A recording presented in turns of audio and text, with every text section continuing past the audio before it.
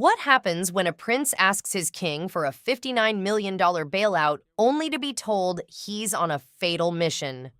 On the morning of March 4th, 2026, Buckingham Palace didn't just issue a statement, they essentially signed a legal death warrant for Prince Harry's lifestyle. After years of silence, King Charles III finally snapped, ending his son's financial delusions with a coldness that has left the world in shock. We're talking about a record-breaking legal dossier demanding $59 million in costs, a secret pact with Prince Andrew that was caught on camera, and a total collapse of the case that was supposed to save the monarchy. Harry thought he was the hero of this story, but by the end of this week, he's found himself isolated, broke, and branded as a consumer of fake news. The madness officially began at 9 a.m. sharp. A courier arrived at the palace with a document so absurd it reportedly made the royal treasury staff do a double take. Harry, facing total ruin in his privacy lawsuit against the Daily Mail, decided that his father should be the one to pay for it. His logic: since the royal family didn't protect him when he was younger, they owe him for cleaning up the mess now. But King Charles wasn't in the mood for a family reunion. He was at a high-security military base deliberately distancing himself while his legal team prepared a response that would change everything. The king didn't just say no. He called the entire legal crusade a fatal mission and made it clear that those who throw themselves into the fire cannot demand that others pay for their burns. But it gets even crazier when you look at what was actually inside that $59 million invoice. This wasn't just about lawyer fees. Harry was trying to charge his father for every single mistake he's made since moving to California. The itemized list leaked by internal sources included $15 million for his legal team, $5 million for private security, even though he'd already been told he wasn't getting it, and a staggering $10 million honor restoration fee.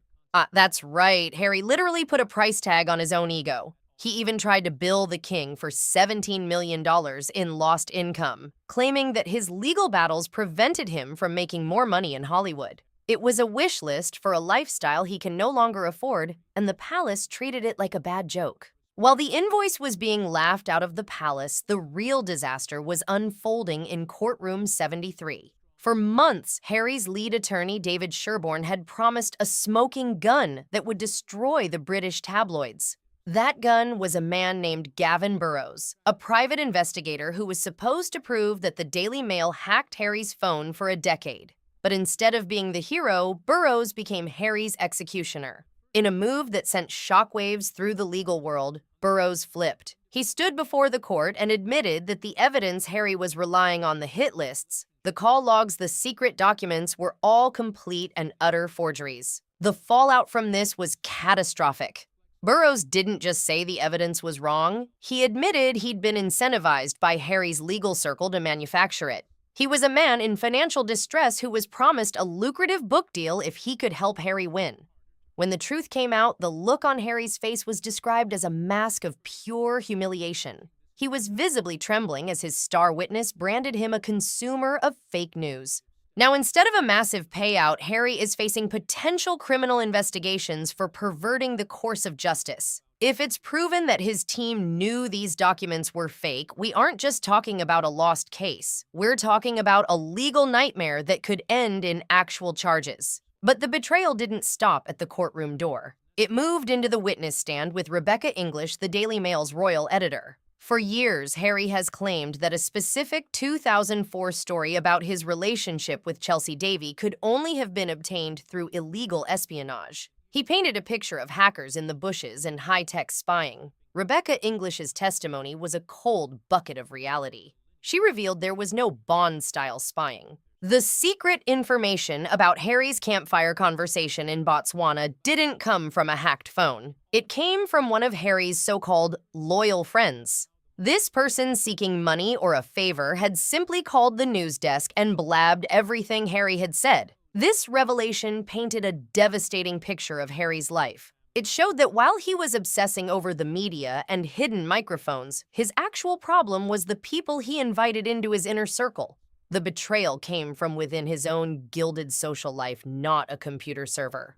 This made Harry look not like a victim of a grand conspiracy, but like a man who is deeply delusional and isolated. He has spent millions of dollars chasing ghosts only to find out that the monsters were the people he was having drinks with. And the financial cost of this mistake is starting to look like a mountain he can't climb. As if the legal collapse wasn't enough, a second explosion rocked the family on the afternoon of March 4th. Princess Beatrice, who many thought was Harry's last remaining bridge to the king, turned whistleblower. She reportedly handed over a digital dossier to the king's private secretary that laid bare a toxic secret alliance. It turns out Harry and his disgraced uncle Prince Andrew had formed a retaliation pact in late 2025. They were planning to synchronize their legal attacks and media scandals to overwhelm the palace, hoping to force the king into paying Harry's debts and restoring Andrew's security. It was a pincer movement of chaos designed to blackmail the monarch into submission. Beatrice's decision to expose this wasn't just about loyalty to the king, it was about survival. Following Prince Andrew's shock arrest in February 2026 related to new Epstein files, Beatrice realized that Harry's fatal mission was going to take the entire York family down with him. She traded the secret details of Harry's plot for the king's continued protection. The messages revealed that Harry was even planning to use his projected $50 million court payout to fund a shared legal defense for both him and Andrew. But since that payout has vanished, the war chest is empty.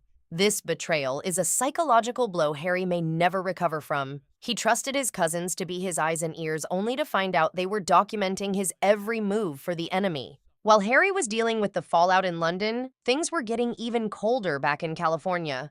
Meghan Markle, the Duchess of Sussex, has reportedly initiated a brand decoupling strategy. As the news of the $59 million rejection and the forged evidence hit the press, Meghan's high-powered PR team began moving to insulate her from Harry's toxic legal situation. Industry insiders are saying this is a cold, calculated move to protect her own remaining commercial ventures, like American Riviera Orchard, from Harry's looming bankruptcy. The message is clear: if Harry is going down for $30 million in debt, she isn't going down with him. Observers noted that during the most damaging week of the trial, Meghan was conspicuously absent. There was no hand-holding, no unified front. While Harry was pacing the hallways of the court alone, Meghan was seen at high-profile solo business meetings in Los Angeles, focusing on wellness and luxury lifestyle. She is rebranding herself as a solo entity, distancing herself from the angry prince narrative that has become a liability. Hollywood talent agencies are reportedly advising her to stop referencing the royal family entirely, as the association has shifted from prestigious to litigious and bankrupt. The brand decoupling isn't just a rumor. It's a business reality that suggests the fracture in Montecito is deeper than anyone realized. The financial reality of all this is starting to set in. Legal analysts predict that Harry will be ordered to pay 100% of the Daily Mail's legal costs, a figure estimated at over $11 million. When you add that to his own $15 million in fees, he's staring at a $30 million debt. Reports suggest that the royalties from his book Spare are largely gone, spent on a $14 million mansion and a security detail that costs $2 million a year. With his Netflix and Spotify deals either expired or underperforming, Harry had bet everything on a massive settlement. Now that the settlement has turned into a debt, he has nowhere to turn. The king's declaration that he won't pay a single penny is a permanent policy shift. The era of the royal safety net is officially over. By labeling the venture a fatal mission, Charles has ensured that no taxpayer money or private funds will be used to bail out a son who chose litigation over loyalty. The palace is already moving on with ruthless efficiency. The vacuum left by Harry and Prince Andrew is being filled by the new guard, Prince Edward and Sophie, Duchess of Edinburgh. They have taken over the patronages and public duties that Harry once held dear, while Princess Anne is overseeing the final stages of the Royal Lodge eviction. The York-Sussex axis of power has been completely dismantled. As the sun sets on the royal courts of justice, the story of the prince who went to war with the world is reaching its final tragic chapter. Harry sought the truth, but the truth he found wasn't the one he wanted. He discovered that his evidence was forged, his friends were the ones leaking his secrets, and his secret alliances were being monitored by his own family. He remains a prince by title, but in every other sense, he is now a commoner facing the very common reality of his own mistakes. The Daily Mail didn't destroy Harry. His own choices, his paranoia, and his detachment from reality did. He is now a man without a country and without a cause, standing in the wreckage of a mission that was doomed from the start. But the real question everyone is asking is what happens next? With his finances in ruins and his reputation in tatters, can Harry ever find a way back? Or was this truly the final act of the spare? Some say he's already planning a new move from California, but with Meghan distancing herself and the king's doors firmly locked, the options are running out. The world is watching to see if this is the end of the road, or if there's one more twist in this royal tragedy. One thing is certain, the British monarchy is not a bank for betrayers, and the price of Harry's truth is a bill he'll have to pay alone. By the evening of March 4th, as the reality of the king's rejection settled over London like a thick fog, sources at Heathrow reported a frantic scene. Harry, flanked by a skeleton security detail he can no longer afford, was spotted boarding a commercial flight back to Los Angeles. The optics were a far cry from the private jets and royal motorcades of his past. He wasn't just leaving a courtroom, he was fleeing the scene of a reputational hit-and-run. But the reception waiting for him in California was arguably colder than the London rain.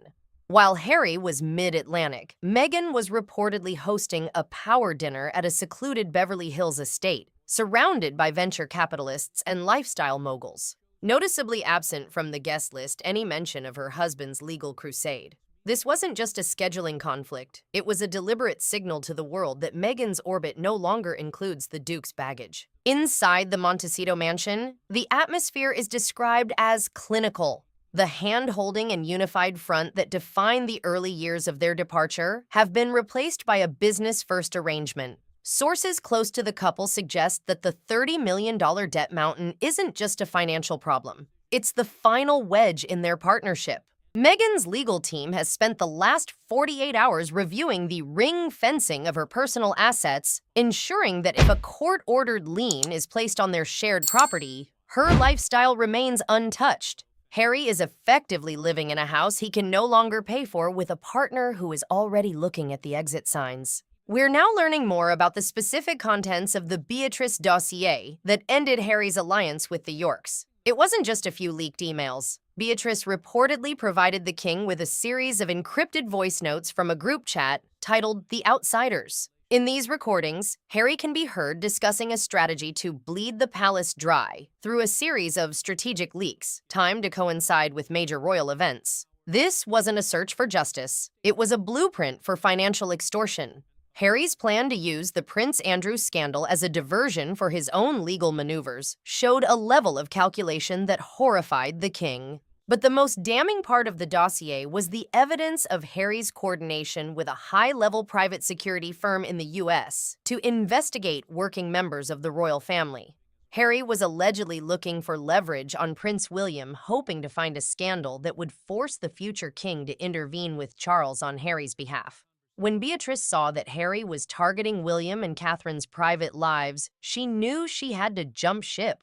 For Beatrice, family loyalty only goes so far, and Harry had crossed a line into territory that looked less like a grievance and more like active espionage against the crown. The ripple effects of the Gavin Burroughs flip have also decimated Harry's support system online. The so-called Sussex Squad, a vocal group of online supporters who have defended Harry's every move, is currently in a state of civil war. The revelation that Harry's legal team relied on forged evidence has made it impossible for even his most ardent defenders to maintain the victim narrative. In the world of YouTube, automation, and social media, influence credibility is the only currency that matters, and Harry's account is overdrawn. Influencers who once built their entire channels around Harry's truth are now deleting videos and pivoting to new topics, sensing that the Sussex brand has become radioactive. Even more telling is the silence from the heavy hitters in the U.S. media. Figures like Oprah Winfrey and Gayle King, who were once the primary mouthpieces for the Sussex narrative, have offered zero public support following the March 4th meltdown. The inner circle that Harry thought he could rely on has vanished, replaced by a wall of PR-managed silence. In Hollywood, being a rebel is profitable, but being a loser in a $30 million legal battle is a social death sentence. Harry has moved from the A-list to the avoid list in record time. The Bank of Dad is more than just closed. It's deleted. Perhaps the most brutal development is the total erasure of Harry from the king's long-term financial planning. Internal documents from the Duchy of Cornwall suggest that the provision for the Duke of Sussex has been completely removed from the 2026/2027 budget. This isn't just about refusing to pay one invoice. It's a permanent disinheritance of the king's second son. Every penny that was once set aside for Harry's potential return or security has been reallocated to Prince Edward's family and a new royal legacy fund focused on British veterans, a move that feels like a direct jab at Harry's former role with the Invictus Games. The king's decision to use the Northwood Permanent Joint Headquarters as the backdrop for his rejection was a masterstroke of royal messaging. By standing with the military, Charles was reminding the public of what service actually looks like, contrasting it with Harry's self-serving litigation in Room 73. The message was received loud and clear. The monarchy serves the people. Harry serves himself. The financial severing is so complete that palace insiders are calling it the Great Deletion. Harry's name is being scrubbed from patronages, and his remaining honorary titles are being quietly allowed to expire without renewal. As we look at the wreckage of Harry's legal and social life, the human cost is impossible to ignore. A man who was once the heart of the royal family, the fun-loving, charismatic prince who could connect with anyone, has transformed into a litigious, paranoid figure obsessed with perceived slights. The truth he spent $30 million to uncover was right in front of him all along. The royal family isn't a business that can be sued into submission. It's an institution that outlasts individuals. The final verdict from Mr. Justice Nicklin, expected in late March, will likely be a formality at this point. The evidence has imploded, the witnesses have flipped, and the money has run out. Harry is standing on a legal precipice, looking down at a future defined by debt and isolation. He tried to break the British media and fix the monarchy, but in the end, he only succeeded in breaking himself. The Duke of Sussex remains a prince by title, but in the eyes of the world, he is a man who gambled his birthright on a lie and lost it all. The era of the spare has ended not with a bang, but with a series of itemized bills and a cold statement from a father who has finally said, "No more." This is the end of the fatal mission. And as the curtains close on this chapter of royal history, Harry is left alone in the dark, wondering where it all went so wrong.